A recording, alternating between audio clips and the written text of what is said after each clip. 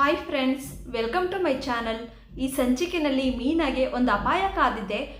ಅದೇನು ಅಂತ ತಿಳ್ಕೊಬೇಕಾದ್ರೆ ದಯವಿಟ್ಟು ಈ ಸಂಚಿಕೆನ ಸ್ಕಿಪ್ ಮಾಡದೆ ಪೂರ್ತಿ ನೋಡಿ.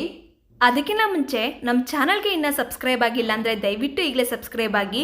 ಹಾಗೆ ಈ ವಿಡಿಯೋ ನಿಮ್ಗೆ ಇಷ್ಟ ಆದರೆ ಒಂದು ಲೈಕ್ ಕೊಡಿ.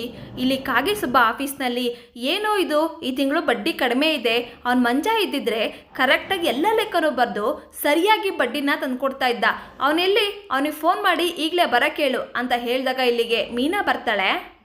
ಈಗ ಮೀನಾ ಯಾಕೆ ಬರೋಕ್ಕೆ ಹೇಳ್ತೀಯ? ಅವನ ಜೀವನನ ಹಾಳು ಮಾಡೋದಕ್ಕ ಈ ರೀತಿ ಒಳ್ಳೆಯ ರೀತಿ ನಾಟಕ ಮಾಡಿ ಅವನ ಜೀವನನ ಹಾಳು ಮಾಡ್ತಾ ಇದೆಯಾ ಅಂತ ಹೇಳಿದಾಗ ಕಾಗೆ ಸುಬ್ಬ, ಅವನ ಜೀವನನ ನಾನು ಹಾಳು ಮಾಡ್ತಾ ಇದ್ದೀನಾ, ಏನು ಹೇಳ್ತಾ ಇದ್ದೀರಾ ಅಂತ ಹೇಳಿದಾಗ ಮೀನಾ, ನಿನ್ನ ಸವಾಸದಿಂದ ಅವನು ಸಿಗರೇಟ್ ಸೇದೋದು ಕಲ್ತಿದ್ದಾನೆ, ಇನ್ನೊಂದ್ಸಲ ಅವನ ಸವಾಸಕ್ಕೆ ಬಂದರೆ ಚಪ್ಪಲಿ ಕಿತ್ತೋಗೋವರೆಗೂ ಹೊಡಿತೀನಿ ಅಂತ ಹೇಳಿದಾಗ ಕಾಗೆ ಸುಬ್ಬ, ಏನೋ ಫ್ರೆಂಡ್ ಅವ್ರ ಅಕ್ಕ ಅಂತ ಮರ್ಯಾದೆ ಕೊಟ್ರೆ ಹೀಗೆಲ್ಲ ಮಾತಾಡ್ತೀಯಾ?